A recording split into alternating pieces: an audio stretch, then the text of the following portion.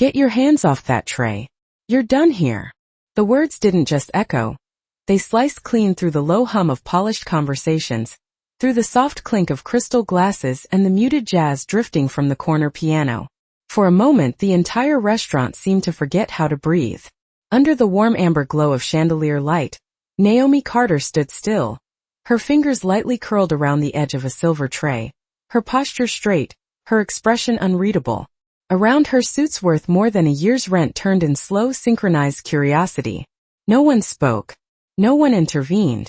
Because at the center of the room stood Richard Sterling, a man who didn't repeat himself, a billionaire CEO whose voice carried the kind of authority that made people move before they even processed the command. He adjusted the cuff of his tailored jacket, eyes cold, jaw set with the quiet certainty of someone who had never been questioned and never expected to be. To him this was routine. A mistake. A correction. A removal. People were variables and variables could be replaced. Naomi didn't apologize. She didn't rush to explain. She didn't even look surprised. If anything, there was a stillness about her that didn't belong in a moment like this. A calm that felt almost out of place against the sharp edges of humiliation hanging in the air. Hours earlier, she had walked into this same room through the service entrance, tying her apron with practiced precision, reminding herself that tonight mattered. Rent was due in 4 days. Her younger brother's medication sat half-paid at a pharmacy across town. Every shift counted. Every tip mattered. And in rooms like this, invisibility wasn't just survival, it was strategy. She had learned that early.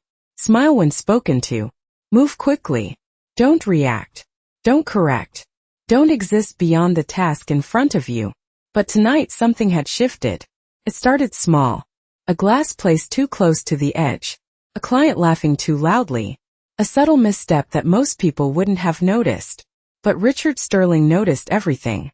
Especially when it reflected on him. "You embarrassed me," he said. His voice lower now but somehow heavier, pulling the attention of every table within earshot.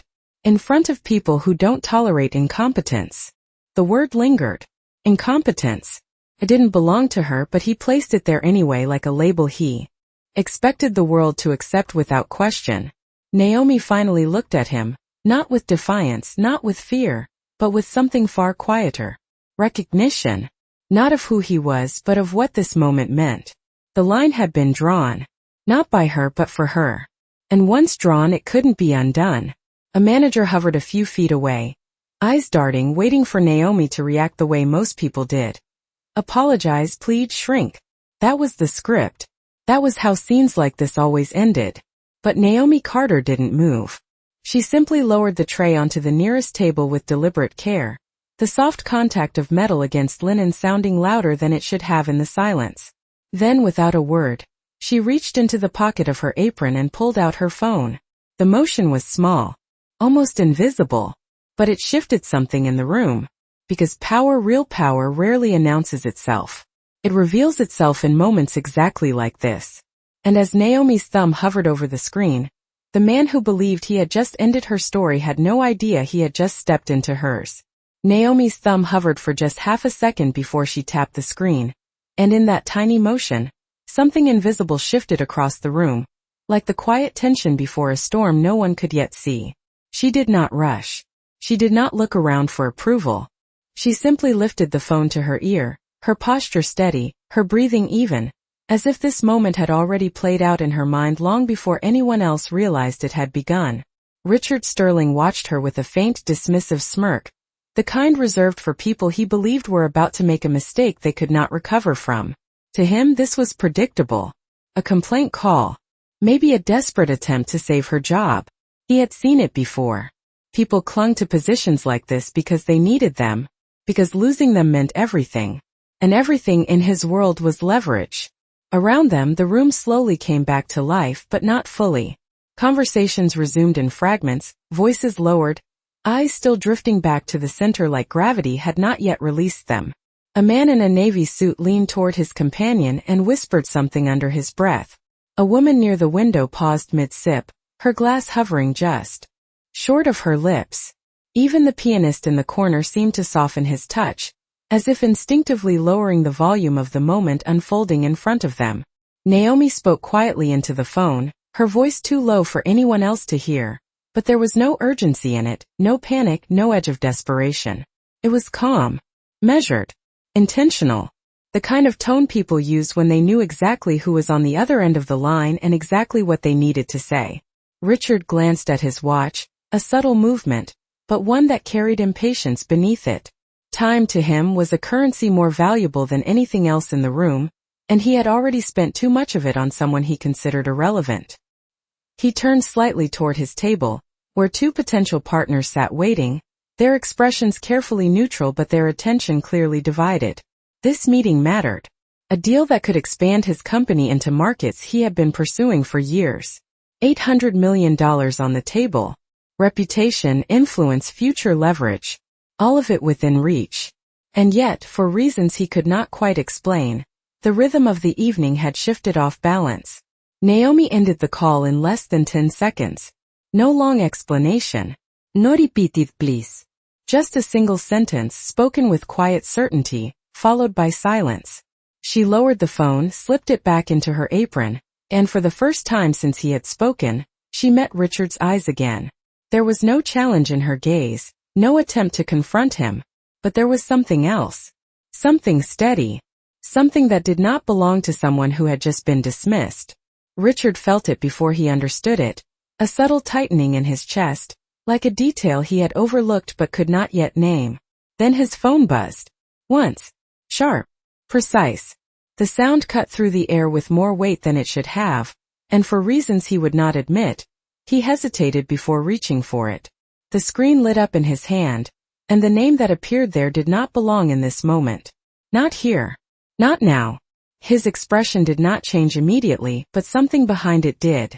The kind of shift that starts small, almost invisible, before it rewrites everything that follows. Across the room, Naomi Carter had already turned away. Not toward the exit, not toward the manager, but back toward the table she had been serving, as if the story everyone thought had just ended was only now beginning to unfold. The vibration in Richard Sterling's hand lasted less than a second, but it carried more weight than the conversation he had just dominated, and as he looked down at the screen, the world around him seemed to narrow, not in noise but in clarity. The name staring back at him was not a client, not an assistant, not anyone who waited for his schedule to open.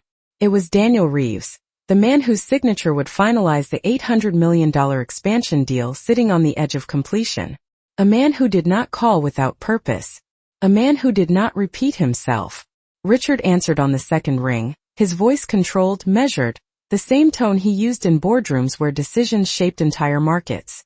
Daniel, he said, stepping slightly away from the table, though not far enough to escape the eyes that had already begun to follow him. There was no greeting on the other end, no polite transition, just a pause that felt deliberate, like someone choosing their words carefully because they knew the impact would land exactly where it needed to. We need to stop the meeting, Daniel said, his voice calm but firm, carrying none of the hesitation Richard was used to hearing from people who depended on him. Richard frowned slightly, his free hand adjusting his cuff again, a reflex now, something to anchor control. I am standing right here with you, he replied, keeping his voice low, aware that attention was still lingering, that perception mattered just as much as reality in rooms like this. If there is a concern, we can address it at the table. Another pause. Longer this time. Then Daniel spoke again, slower. This is not a concern. This is a decision. The words did not rise in volume, but they pressed down with unmistakable weight. Across the room, Naomi Carter moved with the same quiet precision she had always carried, adjusting a glass, aligning a plate, as if she had never been at the center of anything at all. But the difference now was not in her actions. It was in how the room saw them. People were watching her again, but not with dismissal. With curiosity. With the subtle awareness that something had shifted, even if they could not yet define it. Richard's jaw tightened almost imperceptibly. I do not understand, he said, and for the first time that evening the statement was not strategic. It was real. Daniel exhaled softly on the other end, not impatient, not frustrated but resolved. The project we are discussing, he continued, the core system, the predictive model, the framework that made this entire deal viable, it was not built by your senior team. Richard felt it then, the faint crack in certainty, the moment where control begins to slip before it fully breaks. It was built by her, Daniel said. No names. No explanation needed. Because in that moment, the only person in the room who fit that sentence had already turned her back to the spotlight. Richard's eyes lifted slowly, almost unwillingly, until they found Naomi again. She was standing exactly where she had been minutes ago, her expression unchanged, her posture calm, her presence steady in a way that no longer felt small. It felt anchored. It felt immovable. Around him the room had gone quiet again, but this silence was different. Not the shock of humiliation. Not the pause of discomfort. This was the kind of silence that forms when reality begins to rearrange itself in front of people who thought they understood it. She declined our offer 2 years ago, Daniel continued, his voice even, each word landing with precision. But she remained the architect behind what you are trying to sell us tonight. Richard did not respond immediately. Not because he did not have words, but because for the first time in a very long time, he did not have the right ones. And across the room, Naomi Carter did not look back. Richard Sterling did not end the call right away, not because there was more to say, but because ending it would make it real, and for a man who had built his empire on certainty, reality was only useful when it obeyed him. You are telling me, he said slowly, his voice controlled but no longer effortless, that the entire foundation of this deal depends on a server who no longer works here. There was a subtle shift in the way he said the word server, less dismissive now, more cautious, as if the label itself had become unstable. Daniel did not hesitate. I am telling you that the person you just dismissed is the only reason we are even in this room. The line went quiet again, not empty but finished. Decisions had already been made. Richard lowered the phone from his ear, his fingers tightening slightly around it before he forced them to relax. Around him, the room was watching without pretending not to anymore. Conversations had faded into silence, replaced by that collective awareness that something significant had just occurred, even if the details were still forming. His partners sat across from him, no longer leaning forward in anticipation, but sitting back, their expressions carefully neutral in the way experienced executives practiced when they sensed a shift in leverage. One of them adjusted his tie. The other glanced briefly toward Naomi before looking away, as if confirming something he had not expected to find. Richard turned fully now, his attention no longer divided, his focus landing directly on Naomi Carter. She was placing a folded napkin beside a plate with the same precision she had shown all evening, her movements calm, unhurried, completely unaffected by the invisible weight that had just settled across the room. It was not defiance. It was something far more unsettling. It was independence.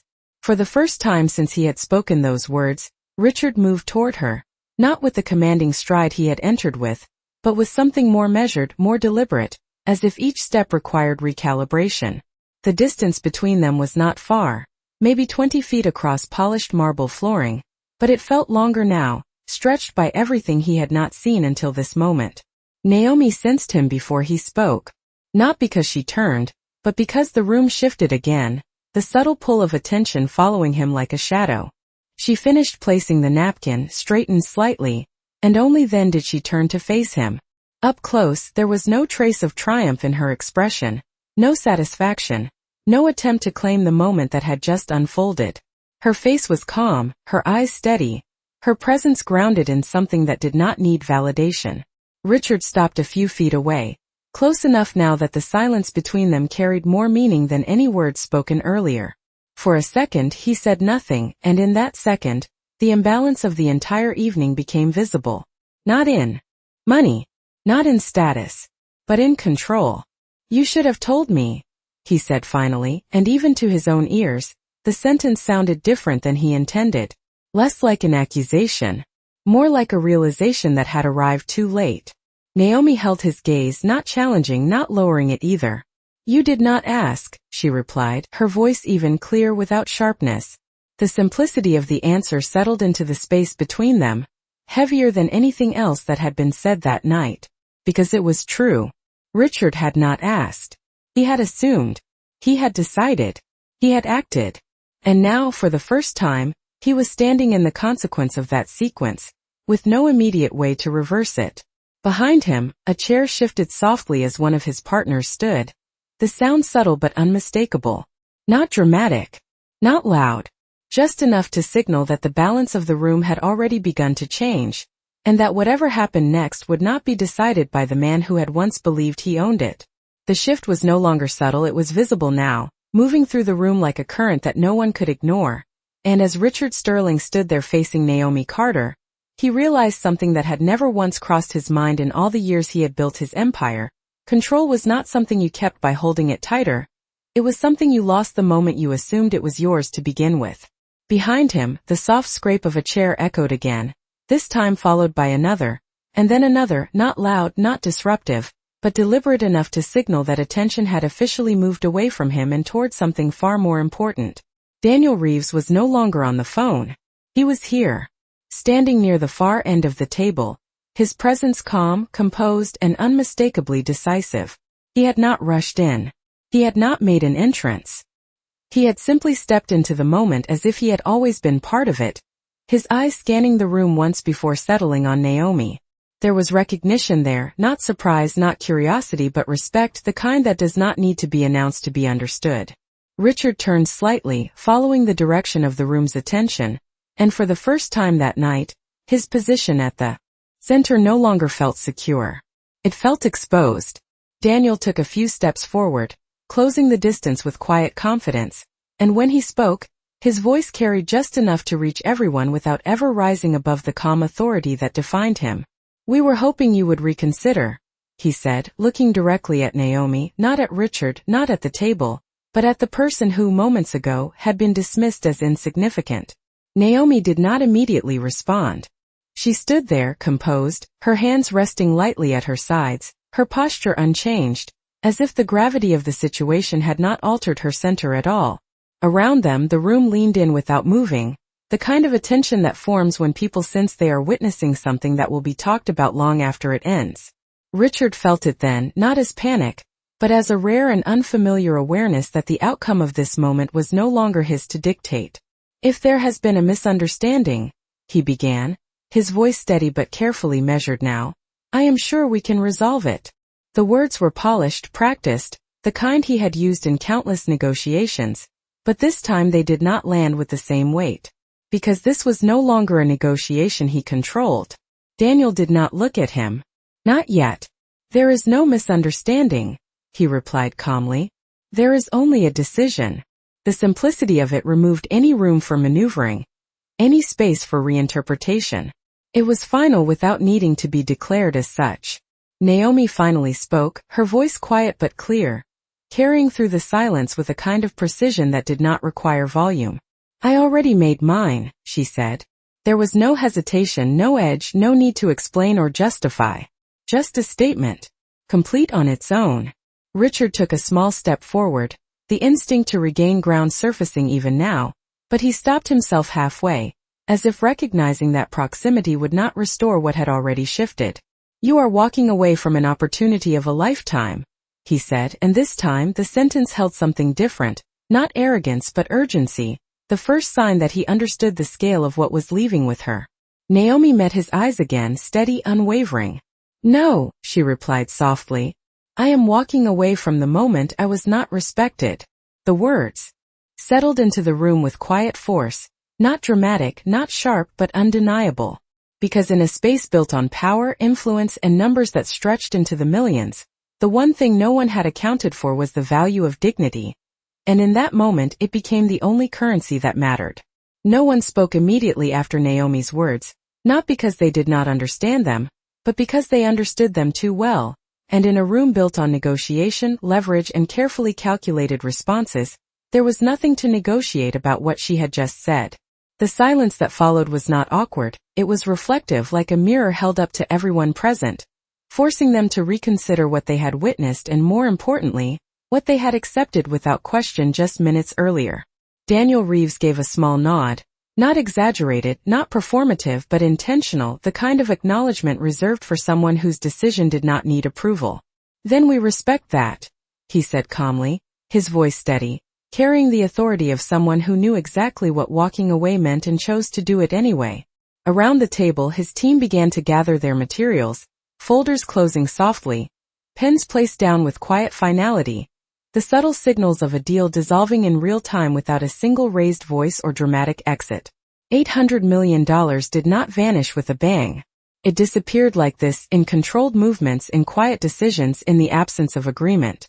Richard Sterling stood still, watching it happen, and for a man who had spent his entire career orchestrating outcomes, the inability to stop what was unfolding in front of him felt unfamiliar, almost disorienting. He was not used to being on the outside of the decision. He was not used to being the variable that others removed. "This is not necessary," he said, his voice firm but no longer absolute, the edges of certainty softening under pressure. "We can correct this. Whatever concerns there are, we can address them right now." It was the language of recovery, of negotiation, of control trying to reassert itself, but it lacked the one thing that had always made it effective: timing. The moment had already passed. Daniel looked at him then, finally, but the expression was not confrontational, not hostile, simply resolved. "You already addressed it," he replied, his tone even. "Just not in the way you intended." The weight of that sentence settled quickly, because it required no interpretation. The cause and the consequence were now standing in the same space, visible to everyone. Naomi reached up and untied the small knot of her apron, the fabric loosening with a quiet simplicity that felt more significant than any announcement. She folded it once, neatly, with care, not rushing, not lingering, just completing the action with the same precision she had brought to everything else that evening. Then she placed it on the table beside her, not discarded, not dropped, but set down, as if closing a chapter that had already given her what it needed to give. The manager, who had been hovering uncertainly at the edge of the scene, took a small step forward, his expression caught somewhere between confusion and realization, but he did not interrupt. There was nothing left to manage.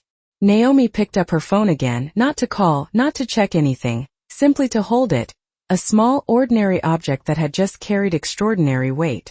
She glanced once around the room, not searching for validation, not measuring reactions, just acknowledging the space she had moved through without ever truly belonging to it. Then she turned toward the exit. No one stopped her. Not because they could not, but because they understood that stopping her would not change what had already been decided. Richard watched her take each step, the distance between them growing with a clarity that numbers could not measure. For the first time, he saw the entire sequence as it had unfolded, not from his perspective, but from hers, and in that realization, the imbalance that had once favored him reversed completely. He had removed her from the room. She had removed his control over it.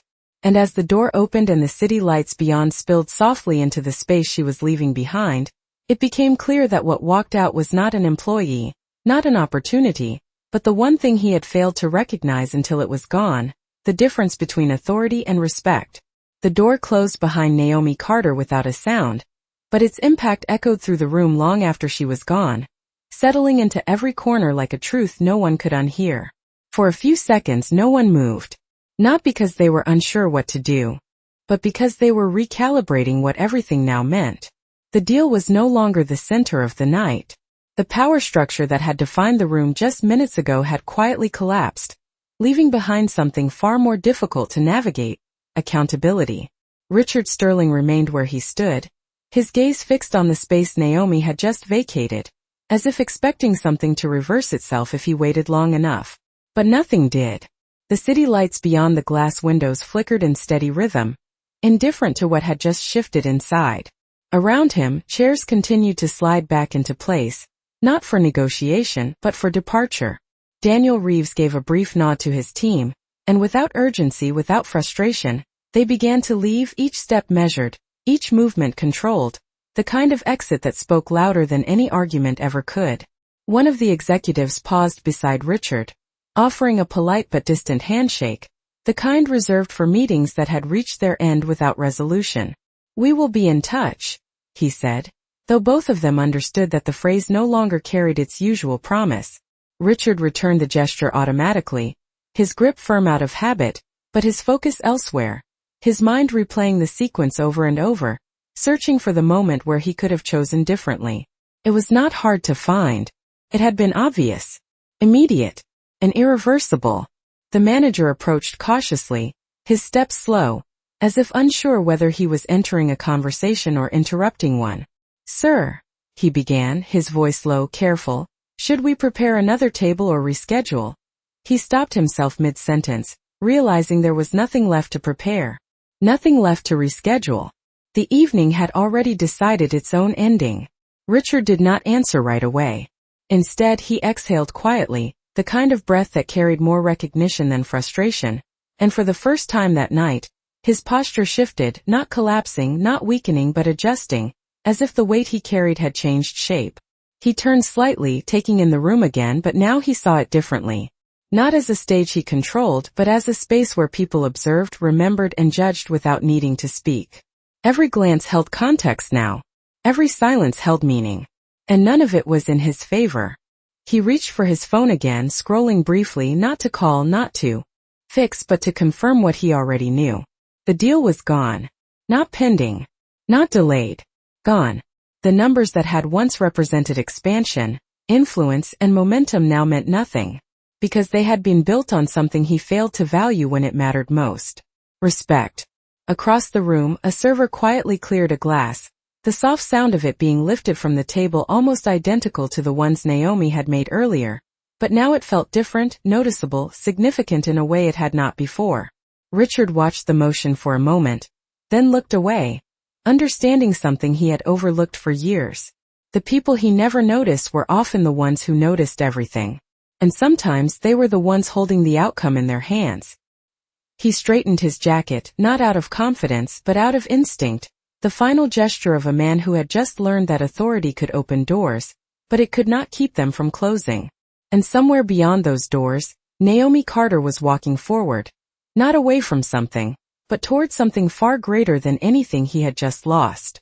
Outside, the air felt different, cooler, quieter, untouched by the tension that had just unfolded behind the glass walls, and Naomi Carter stepped onto the sidewalk with the same steady pace she had carried all night, her shoulders relaxed, her breathing even, as if nothing extraordinary had just happened. The city moved around her in its usual rhythm, headlights passing, distant conversations blending into the hum of traffic, the kind of ordinary motion that did not pause for anyone, no matter how significant their moment had been. She did not stop to look back. Not because she was trying to prove something, but because she had already made peace with what she was leaving behind. In her hand, her phone remained still now, its screen dark, its role in the evening complete. It had not been a dramatic gesture. It had not needed to be. The power of it had come from precision, from timing, from knowing exactly when to speak and when to let silence carry the rest. A black sedan pulled up along the curb, smooth and quiet, its presence understated but intentional. The driver stepped out, opening the rear door with a nod that carried recognition, not surprise. Naomi approached without hesitation, her steps measured, her expression unchanged, and as she entered the car, the door closed softly behind her, sealing off the noise of the street without urgency. Inside, the atmosphere was calm, controlled, a continuation of the composure she had maintained throughout the night. Daniel Reeves was already seated across from her. His posture relaxed but attentive, his eyes reflecting a clarity that did not need explanation. For a moment, neither of them spoke. Not because there was uncertainty, but because the moment did not require immediate words. It required acknowledgement. "You handled that exactly the way I expected," Daniel said finally, his tone even, not praising, not surprised, simply recognizing what had been consistent all along. Naomi gave a small nod, her gaze steady, her voice quiet but certain. "I did what was necessary." There was no emotion attached to the statement, no need to revisit what had already been decided. Outside, the city lights streaked past the window as the car began to move, carrying them away from the restaurant, away from the version of the night that had ended for everyone else, but was only beginning for them. Daniel leaned back slightly, his attention still on her. "The offer remains open," he said, not as a negotiation, not as a condition, but as a fact that had never changed. Naomi did not respond immediately. She looked out the window for a brief moment, watching the reflection of the city pass over the glass, then turned back to him. "On my terms," she said calmly. The words were simple, but they carried the weight of everything that had led to this point, every assumption that had been made about her, every moment she had chosen not to react, every decision she had made when no one was watching. Daniel nodded once without hesitation. "Of course." Because in this space, in this moment, the balance was clear. Not negotiated. Not contested. Established. The car continued forward, merging seamlessly into the flow of the city, and inside it, the conversation did not need to continue for its direction to be understood.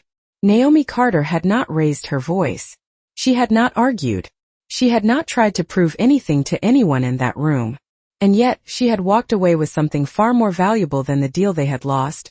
She had walked away with control over where her story went next, and this time, no one else would be writing it for her.